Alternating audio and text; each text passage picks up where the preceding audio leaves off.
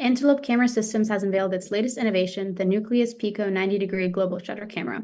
This device was notably utilized during Super Bowl 58, where 10 Nucleus Pico 90-degree cameras provided viewers with live ultra slow motion footage. So, Philip, can you talk us through this? Yeah, it's really kind of a unique camera, mainly because of its size. And in a sports environment, it's great. You can pretty much stick it anyhow. I was reading some of the articles, and they put it in the pylons on the end zones, which may or may not be a good thing. You know, if you always the referee call, was it a touchdown? Wasn't it? Was it not a touchdown?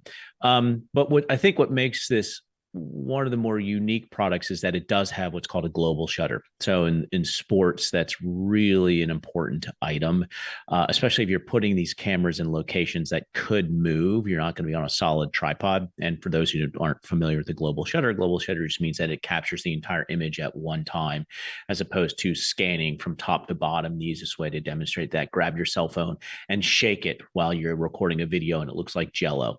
And so, from a professional sports perspective, that's really fantastic.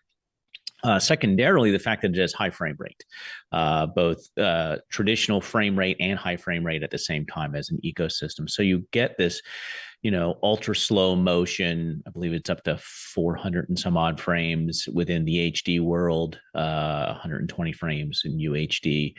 So it does, provide interesting views of the field, interesting storytelling. I always think about any technology that you're going to implement in something: does it push the story forward? Does it help tell the story? And a lot of things are a little bit gimmicky, to be quite honest, but this one doesn't necessarily have that gimmicky factor. It really does help, put you, the viewer, on the sideline, put you in some unique positions as well that maybe you wouldn't see. So maybe that's a little bit gimmicky, but in general, I think the tech is going to find a place in live sports very, very quickly.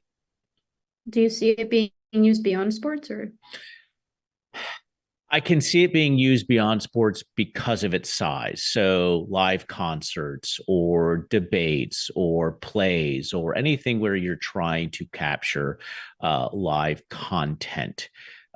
Because of its size, it can be placed just about anywhere. And again, because of that rolling shutter, it really mimics more of a film camera than a digital camera.